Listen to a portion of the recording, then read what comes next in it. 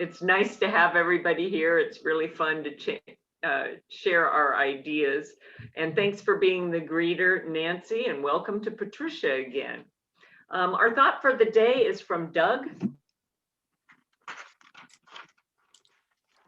who's going to unmute himself and inspire us. Maybe not. Doug, you're sitting there. Okay. There you go. How about now? Yep. Okay. I have a couple of them. The first is from Simon Wiesenthal. And one of his, he's one of my heroes. And he says, for evil to flourish, it requires only good men to do nothing. And it really resonates with me. And my dad's quote, of course, is do something, even if it's right. But then the other one is from Mel Brooks. A little lighter than Simon Wiesenthal. He says, when I was a little kid, if somebody told me they were 35, I'd say, ooh, they're going to die soon. But as I get older, it doesn't mean a thing. You mustn't ever give in. Never give in to thinking you're old, because you're never old. Your mind, and I tell you this, and listen to me carefully, your mind is never, ever old. It's eternally young. Mel Brooks. Oh, love it. Thank you for that reassurance. Absolutely. Oh, let's see. Let's have some announcements. I got a call from John Fanner's having trouble getting in, and it doesn't look like he made it. That's not you, John, on the phone, is it? No. He's wanted me to remind everybody that they can still use some volunteers for helping with the hospital supply loading into the semi truck on Saturday morning. And if somebody wants to volunteer, contact John Fanner directly about that. And he'll get you set up and tell you exactly where it is and what the times are. Ted, do you know? Yes. Yeah. It's going to be 9:30 at the West Eugene warehouse on Cleveland Street, 145 North Cleveland. And then about, if you can't make that, then about 10:30 over at the Springfield warehouse, which is just there on International Way. And John always reminds everybody to access Cleveland Street from Roosevelt Boulevard. Otherwise, you end up at a chain link fence and everybody's on the other side. Good thought. But if you need more information and want to help, they could really use your help. And it's like free exercise. You don't have to go to the gym. Ted and John can both tell you how to do that. Yeah, if you want to volunteer, you don't have to. You can just let me know if you don't want to reach out to John. Yeah, okay. I'll be there. The chat box is always a handy way to do that if you want to just do that and get that taken care of right now. Let's see, John wants also for me to get a greeter and a thought for the day for next week. I'll do the thought.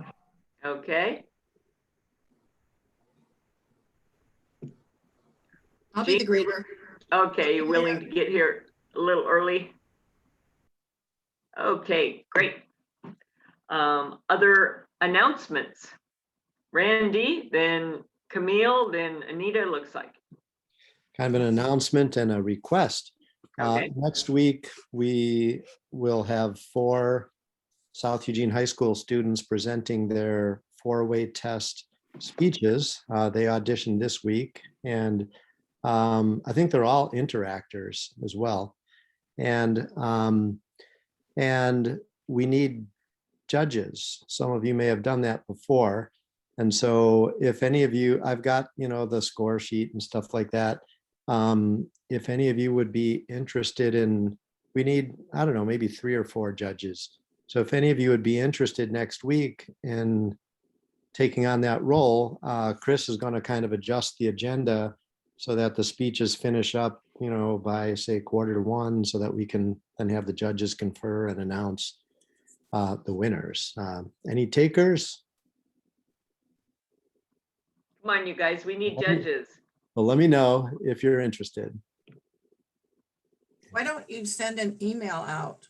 I mean, there's only a few people here. I will. I just thought that might be able to round up some people who regularly attend our meetings. We could count to be there, and we bring it up here. I'll bring it up on Saturday too, out at the Cleveland Street. But yeah, if we need to put out an email, I'll do that. If you could send up the judging sheet, because I don't feel like I'm qualified, but maybe I could help. Oh, you could. And Sure. Susie, Oh, did I absolutely. see you waving? Yeah,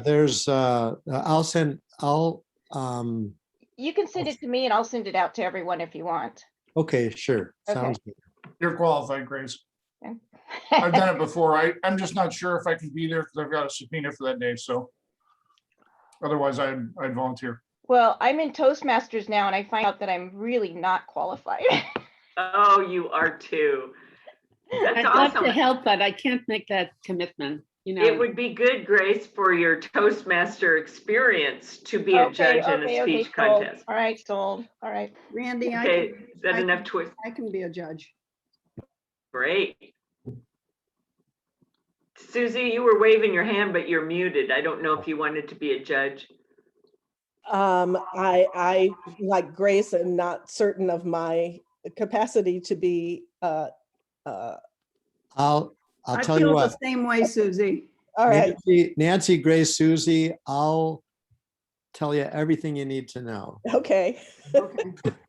The score sheets make it pretty easy. There's just you give a certain amount of points for each Yeah, aspect and it kind of and makes as you long- focus on. Okay. And even if, let's say Nancy is I'm just saying, a stricter grader and Susie is a more lenient one, as long as each of you are being consistent for each of the speakers, that's all that really counts. All right. And then Randy, are you gonna do the tallying or are you gonna have, do you need a tallier? Well, I thought the judges, when they confer, can add up their points and, and Decide, okay, decide, yeah. So will there be a breakout group for that? Yep, Okay. yep. All As long as I don't like break you out of the meeting. Okay. Okay, Thank you. thank you. Camille had an announcement. Unmute. I am doing it. Okay. I just wanted to thank everyone for their continued and long-lasting help with the food boxes. It's been amazing, and we are now over 2,000 boxes. And you don't see me much on the alternate weeks because I haven't been able to multitask and actually be here. So thank you.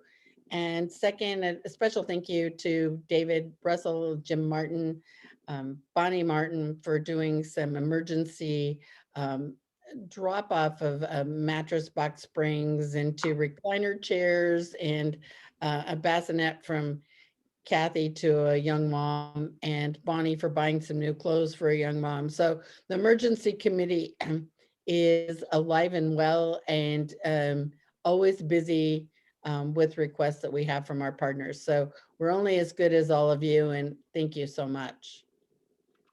Yeah, those are that food box project especially is our kind of our big claim to fame these days in the district. Anita. Well, I'm not sure, even mentioning the university, it has organized a webinar about my most recent book. And it's going to be on Monday, May 3rd at 4:00. And they have a cute little poster. And I just don't, I think I'd rather people contact me and I can send it to you. I mean, I toyed with the idea of putting it into the spinoff, but if people wanted to hear it, but I don't know. We don't really overlap between our professional lives and our Rotary lives, but it's a very heavy duty group of scholars who will participate. John Esposito, who's world-class scholar of Islam, and Faranaz Isfahani from the Wilson Center, and Reza Rumi, a journalist who was almost assassinated in Pakistan and now teaches at Cornell. So I don't know if people would be interested in listening in on that, but I could send the poster to people if they're interested. Well, thank you. That's nice to know. Did somebody else have an announcement? I will make the announcement that I thought Anita was Okay. going to make. We're doing Polio Plus event on June 4th, just after the wineries get to open at Avalon. So that's a wait a second, I've got dates confused. That's a Friday evening, Friday evening. And we plan on doing a karaoke event to try to, raise some money for polio and drink some wine and bring your own picnic lunch. And I think it's getting into the spinoff, although I didn't actually read it, so I'm not sure. And It's not there right now, Grace. This What's that? week, it's not there okay, this week. I will try sending it to Christine. And we're planning the President's Party in De Vere, President's Party for Madame Christine Wall. You guys get rid of me. Hee hee. Never. June 29th, I think it was. Let me double It's a check. And I will Sunday. send that into Christine as well. 27th. Great. Yes, it's a Sunday afternoon. I'm thinking like 4 o'clock, but I'm working with Jansen and Nick on it and my husband, and we're gonna do it here if all works out. Yay. That'll be Yeah, fun. so excited. I remember the first party I went to at your house, Grace, was Susie's year-end party. So Yeah. that was my first social event at Southtowne because I was a new member. How fun. Okay, other announcements? Do we have a few happy bucks? Susie. I have 10 happy bucks, 5 because all of my sisters were here yesterday with their partners. We have been getting together through the winter, but minus one sister who chose to just stay hunkered down. And so yesterday was the first time that all 4 of us were together since last September. So that was really special. And another 5 for Walker Scheidau of the Interact Club, because she did a 10-minute interview on the radio the other day about I heard it. About the tutoring program. Yeah. That's very cool. Yes, thank you. Nancy, you must be really happy. I am. I'm happy and I'm tired. Up quite a bit of the night, but yeah, I have a happy 10 for our 10th grandchild, Sonali Catherine Meyer, born Congratulations. early this morning. So now you can go back to sleep. I didn't mean to wake you up, but I just didn't want you to miss out bragging time. Any other happy bucks? Yeah. John, Paul. I have a happy dollar. A few days ago, we went out to a restaurant for my birthday for the first time in a year. That was really, really nice. I haven't quite done that. I've gone to outdoor seating places, but I haven't quite done the indoor dining, but I'm not quite past my vaccinations by 2 weeks, but pretty soon I will be, and I can't wait.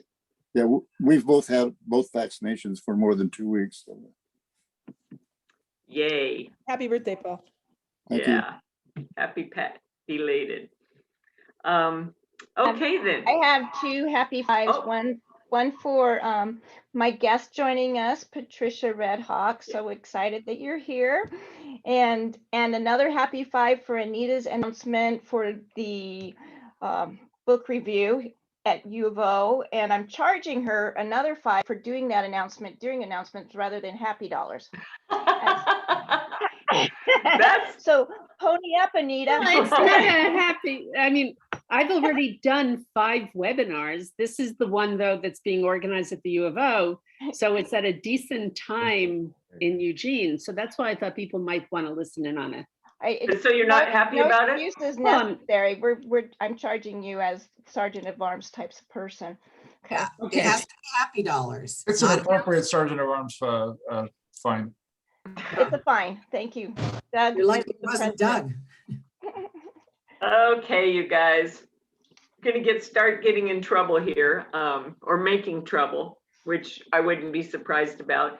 It's time for our weekly trivia game. And it's so funny because Nancy Meyer wanted to be a stewardess and Jean Stover was a stewardess, and all these little kind of sexist occupations, you know, the secretary thing that Patricia talked about.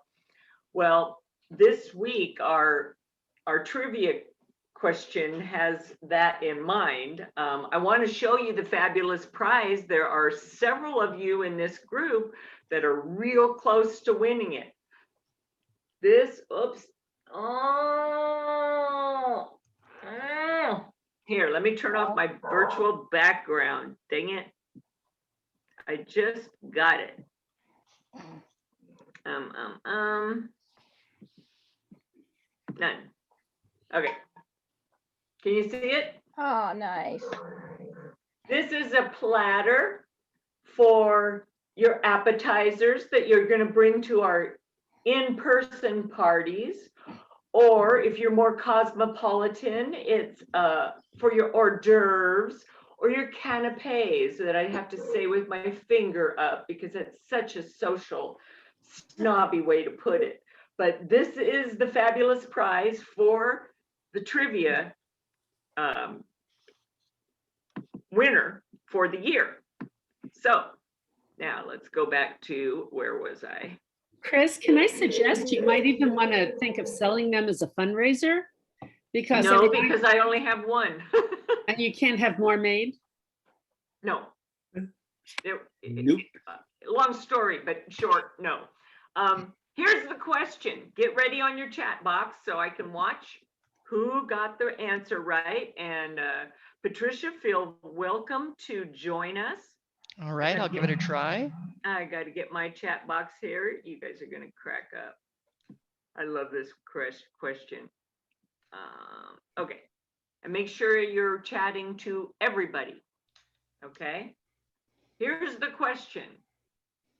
Back in the day, what were women or the wives of Rotarians called? Oh, Nancy Meyer got it already. And so did Jean. Camille was creative, but wrong. Okay, Nancy, why don't you unmute yourself, wake up real quick and tell us what the answer is. Okay, it's Rotary Anns. And Wouldn't you love it? Wouldn't you love to be a Rotary Ann? I don't know if I've shown this before, that this was in the secretary's file box when I inherited it, and I thought it is quite the booklet. So your husband is now a Rotarian, and it tells all about what it means to be a good Rotary wife. And it's pretty incredible how far we've come. Oh, sorry. Am I offending any of our gentlemen by laughing hysterically at that? Yes. Absolutely. Darn, women just don't know our place, do we? No, we never gonna learn either. Okay. All righty, let's see. Camille is our program today. She's going to be talking about Rotary Friendship Exchange. I'm not sure, but I wouldn't be surprised if Ted's going to join her and a few Rotarians that have been hither and yon in past visits, like John Yapel and who knows who else. So Camille, unmute yourself. Everybody else, go ahead and mute yourselves so we can listen to Camille and take it away. Well, I don't know, and you can raise your hand. We have a fairly small group here today, so I know that I'm probably preaching to the choir here, but we'll do a very quick Rotary Friendship Exchange 101 to just give you a little bit of background about what it is. Feel free to, we're going to hopefully have a few minutes for questions at the end. Feel free to ask them of me or the other Rotarians that are going to talk today. Grace has my PowerPoint and she's going to put up the slides. And so we'll start right there. But when I was first a Rotarian, they were always throwing around all these acronyms, and RFE is the acronym for Rotary Friendship Exchange. And it's an international exchange program for Rotarians and their families. You can exchange with having your husband along. You can take an adult son or daughter along on an exchange, or a brother or sister. So, or you can travel on your own, and you do travel at your own expense. It's not funded. Next, by Rotary International. So it's it helps you understand other cultures and other people, and you meet people that become lifelong friends from other countries, and you participate. We do the service like Chris's platter. We do service during these exchanges, and they do a service project with us here as well. So the neat thing about a friendship exchange is that you walk in their shoes, and then they come here and they walk in our shoes. So it's reciprocal, as I just mentioned. It's any time of the year that we agree to travel. I did get an update about travel just today by the incoming district governor, Jerry Kasanich, and he said that there won't be any exchanges during 21, 22 until the Rotary year ends. So through, say, June, end of June in 2022. Unless they're in this country, we can go travel within the United States, but not foreign travel. So right now we're whetting your appetite for what can happen in the future. And we're also going to do some Zooming and some talking with our exchange partners via Zoom while we're getting ready to go in person. Hosts provide meals and housing. So we also, through our FE, have connections, and through Rotary Club members and their communities.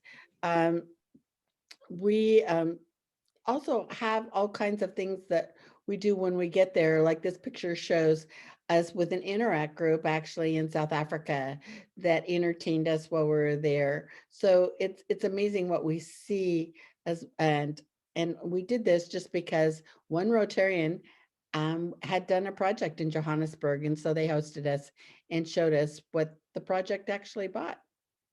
Next. So let's go to Susie, because after all, this is Susie in a van, and she's going to talk a little bit about South Africa. Oh, I thought I was talking about Turkey, but I could talk about South Africa too. Talk about this. Talk about at least this picture, and then you can go back and talk about Turkey. And talk about Turkey right after you finish. All right. So this is in a bus, and there's a guy. We were in an elephant park, and this guide outside the bus handed this bone to me. So that's what that picture's about. We spent a night in the elephant park on this trip, and some of you, I think, know that I have a real thing for elephants, and this experience just was kind of over the top for me. What I especially love about this picture, the story here, is that these elephants were playing in a mud hole. This was the morning after we had spent the night. We were driving through the park and came to this watering hole, and these elephants were playing in the water. And then this one elephant was trying to get out of the mud hole, and he kept sliding back down.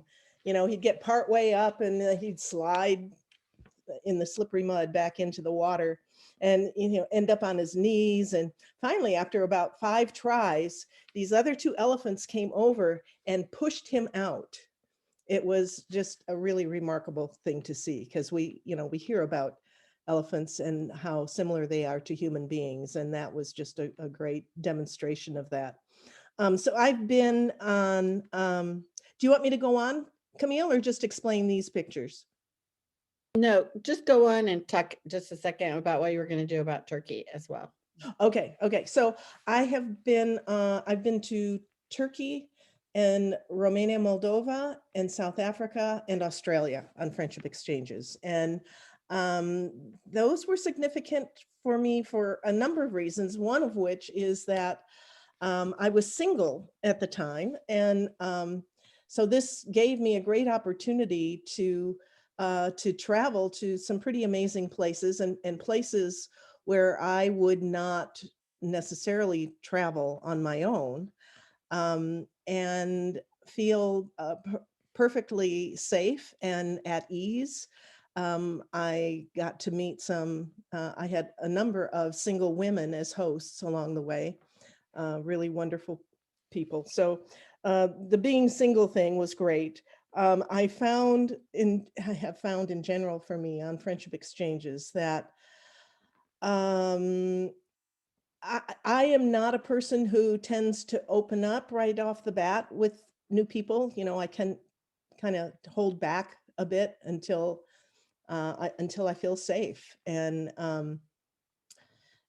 what I have found though with the friendship exchanges is that because I'm with Rotarians, I tend to let those barriers, my own personal barriers, drop much more readily. And so I have found that I come away from relationships, especially the hosting relationships, after just 4 days of having a pretty significant relationship with people. So that's been something unique for me to traveling with the Friendship Exchange program.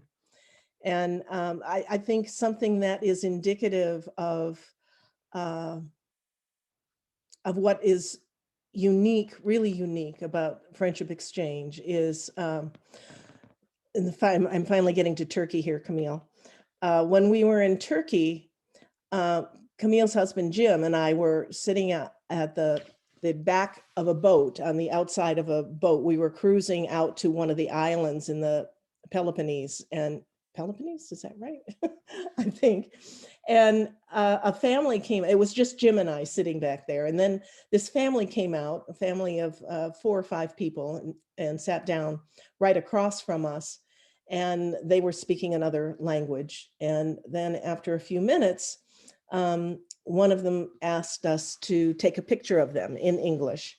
And so we got to chatting a little bit, and they wanted to know what we were doing there. And so we explained that, we were part of this Rotary program, and they were from Iran, I think, which, there's no Rotary in Iran. So they didn't really know what that was. And as we talked more about the program, where, we had arrived at this foreign airport in a foreign country, been picked up by people we didn't know and taken to their homes, these people could not believe that something like this could exist, because they were from a culture where, you don't trust like that. So I thought that was very telling about the program in general.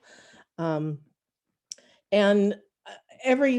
with the exception of Australia, I've chosen to go to places where I really wanted to experience a different culture. And I have certainly had that experience in a really big way. The trip to Romania, Moldova, the biggest impact for me on that trip was the generosity and kindness of the people there, knowing of their history, and how very recently they've broken away from being a communist country. Just really remarkable people. And the Rotarians there are a generation younger than most of us, because Rotary didn't exist there until after communism had gone away. That's going to be a good segue for Okay, Jim good. to say what it's like to be a non-Rotarian. You see him shaking his head on a Rotary Friendship Exchange. His will be very short, and then we're going to go to Ted about Romania, Moldova. Well, I just wanted to follow up on what Susie was saying when we were on the back of the boat, and the reason they were able to talk to us is the father and husband was a English professor in Iran. Anyway, and his biggest question to us was, you trust these people? And you start thinking about it, you get to know people, and you know the whole philosophy, and you just almost automatically will trust Rotarians. And the biggest thing that's wrong with Rotary and Friendship Exchange is my wife always writes Christmas cards, and we have so many foreign people now that our bill at Christmas for postage is hundreds of dollars. All right, so this is a quick picture of Sweden, and Ted can maybe chime in on that one, but then the next ones are of Romania, Moldova that he's going to talk a little bit about. So Ted, you're on. Why don't you advance the slide, Grace, because I didn't go to Sweden, so I can't talk about that animal there. I was, though, on the trip with Camille and Susie to Romania and Moldova. I should say just before I get into it that I've been on 3 exchanges in addition to Romania, Moldova in 2014. I went to Wales in 2016, and then along with Camille and Jim to Atlantic Canada in 2019. That was mostly Nova Scotia and Newfoundland, but also a little bit of France. The picture here, there are a couple of unique things about Romania and Moldova. As Susie commented, the Rotarians in that part of the world, because really Rotary didn't enter that area until after the fall of the Soviet Empire. They tend to be younger, and many of the Rotarians who we've met, who happen, by the way, to be very entrepreneurial and very interested in basically embracing the West, they tended to have young families. And the top picture here was an amazing experience we had after a very, very long day where we've been out sightseeing, looking at Roman ruins that date from the 1st century AD, and then a medieval castle.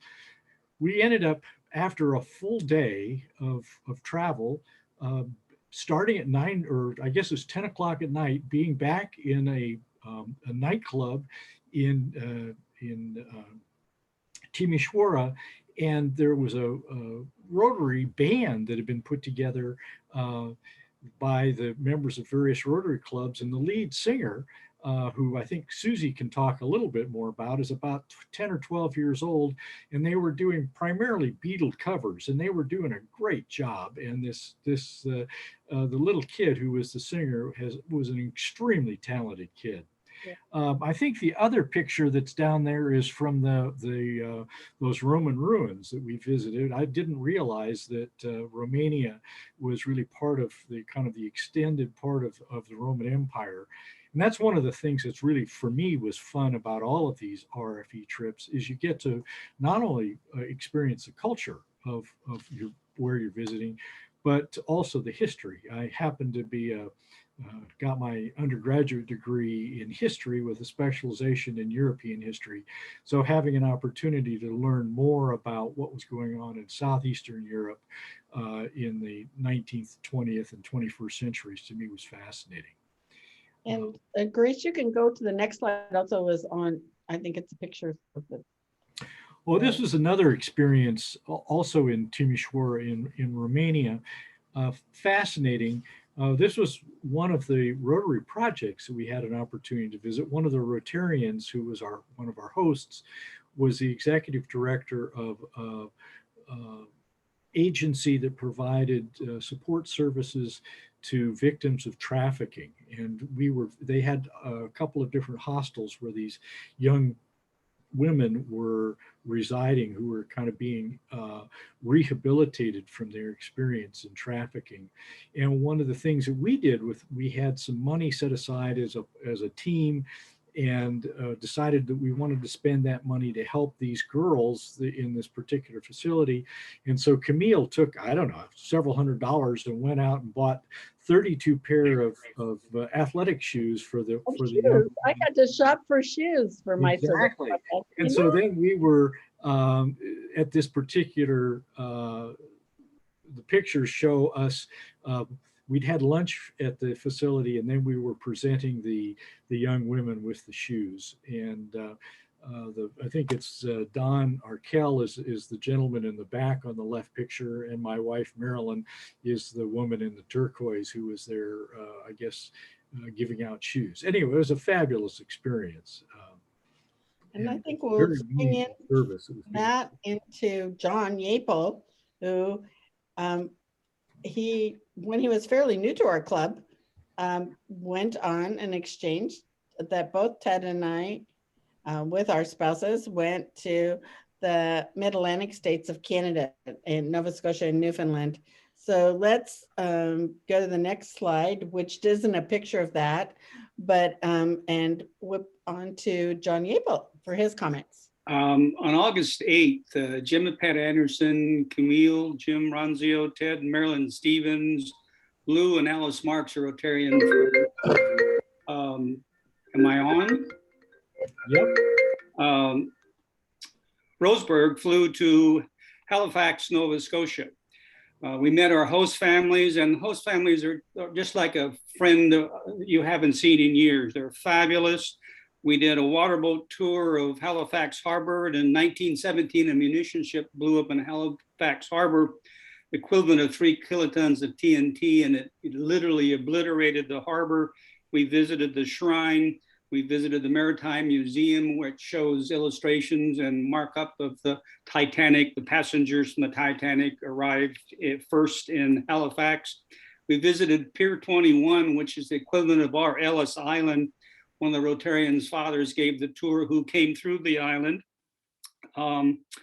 We then went and toured some of the gardens, the Rotary projects. On the 13th of August, we flew to St. John's, Newfoundland, and did the Rotary clubs there. We did some tours of their city projects.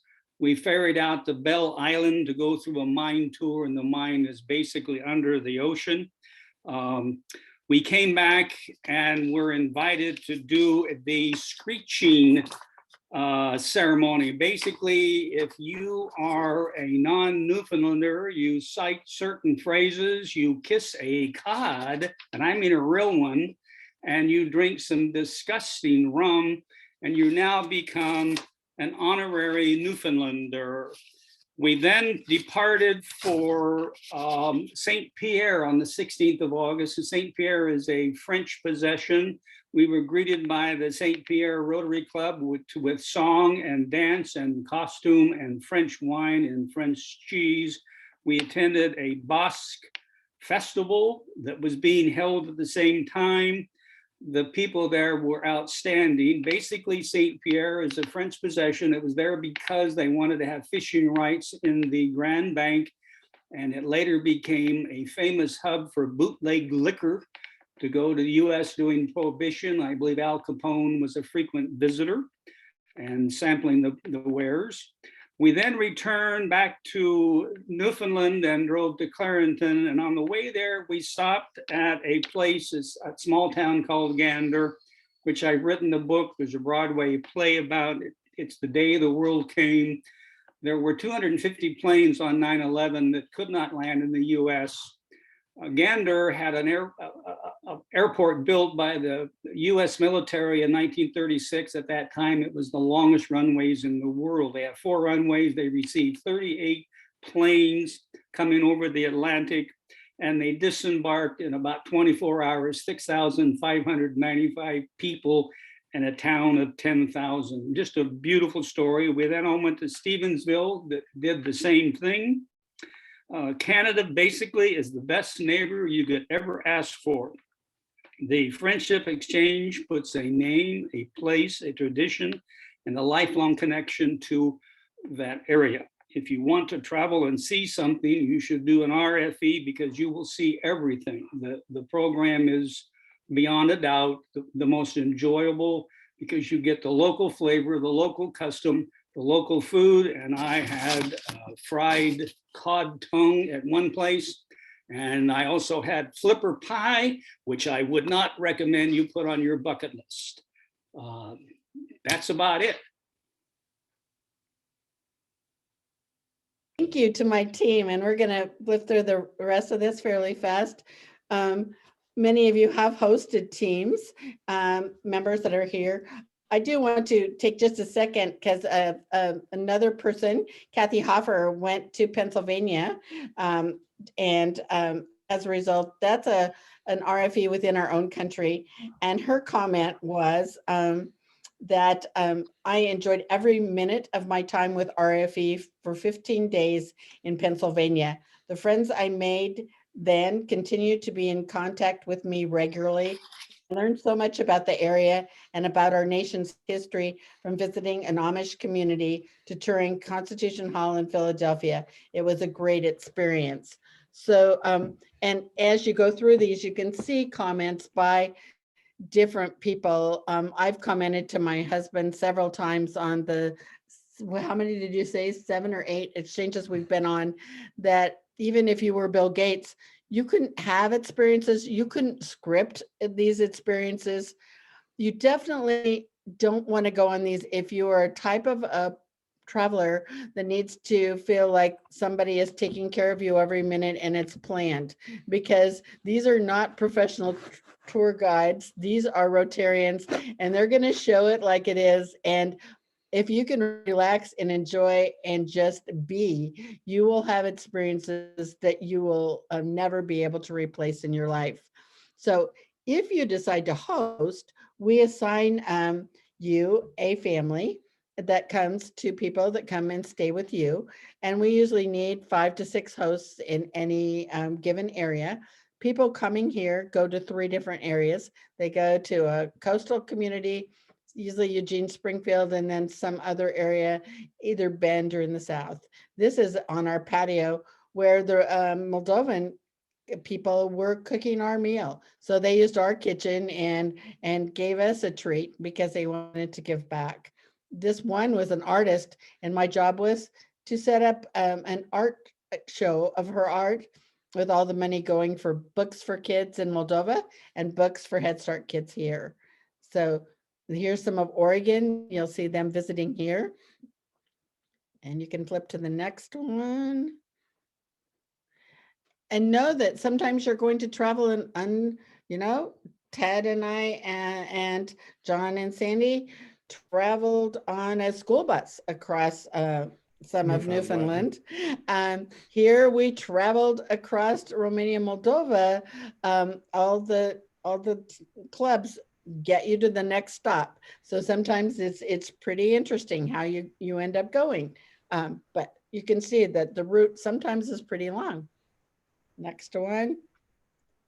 So we have sent a team to India. Sometimes the exchanges, as Susie mentioned, are a stretch culturally into situations that you cannot, you don't know much about until you actually stay with them in their homes. Next. And so here's us at the spice market in Turkey. And some of you will recognize Sally Briggs in this picture. Sally and Dick Briggs went to Turkey. All right, next one. And so, and another one from Sweden. And here's the guys of the group dressed in Romanian caps. I don't know why we didn't get Ted in that, but and Romanian dancing. So, and here's one of my favorite RFE team pictures, is the one with the team in front of Machu Picchu in Peru. It was absolutely a magical experience to have together. I couldn't go at the time, but she made close enough friends that they gave us our own private tour last year. So just to give you a little taste of what's coming up, Pennsylvania, as I talked about, was the last in-country one. We also had an exchange with upstate New York, but we are going to Louisiana probably about a year from now. And I just talked with the team leader from there, and he said, oh, we always have 3 of us meet you in New Orleans, and we show you the ropes there and get to know you a little bit before we take you around the Baton Rouge area. So we'll probably need a couple more applicants for that trip next. And so another one that's coming up is we have a team going to South Africa. We have had a global grant project for townships in South Africa, and we are going to head there. It'll probably be October of 2022 and we're hoping that travel is safe at that point.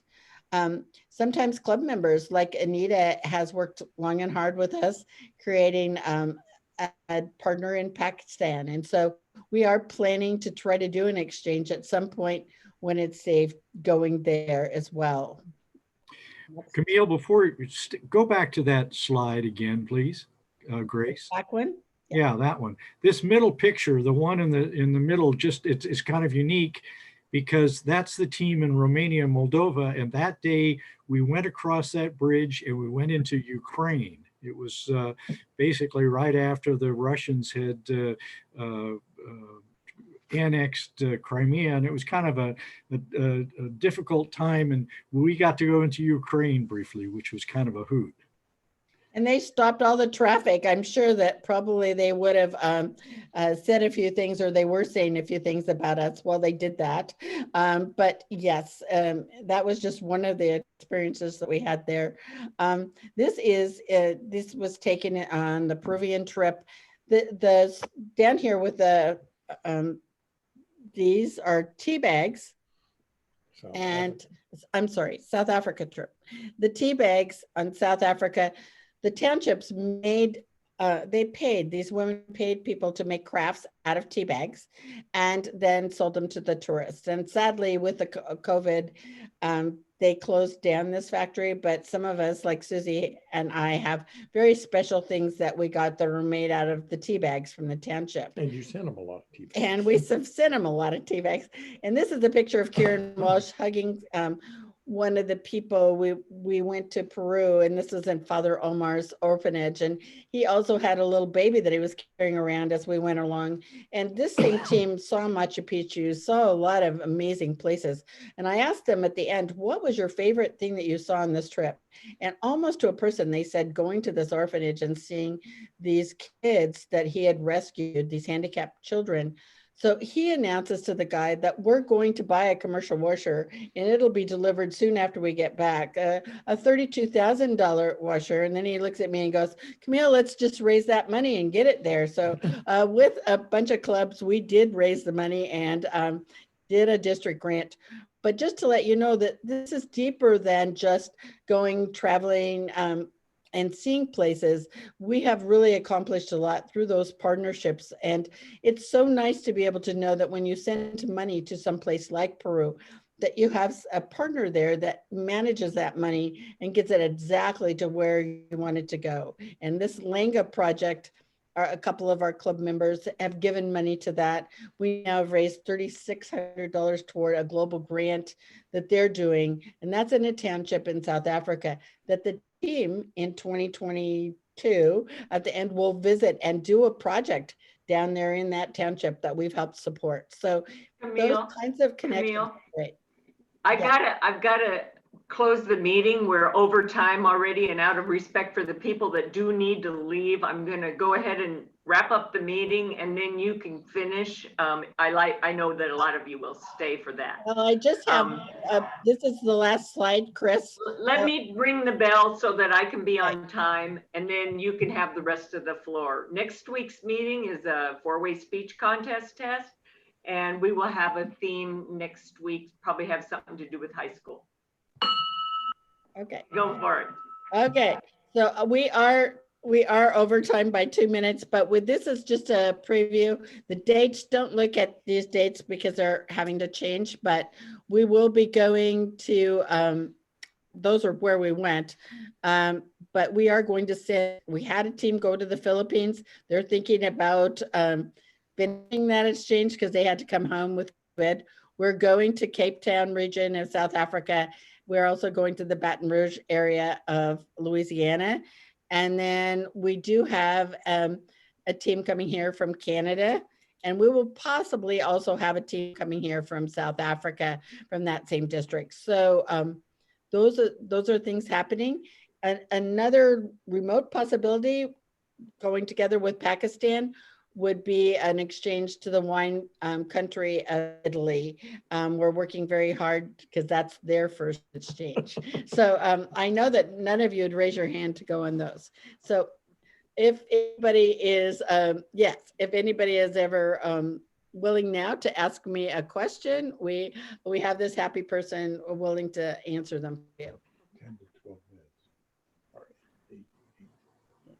8 to 10 bits. Any questions? Well, Anybody? that was a great program, Camille. I hated to cut you off. That's okay. I thought we'd make it, but anyway, there's so many wonderful experiences to talk about that it was really fun hearing Susie and John and Ted's personal experiences on those trips.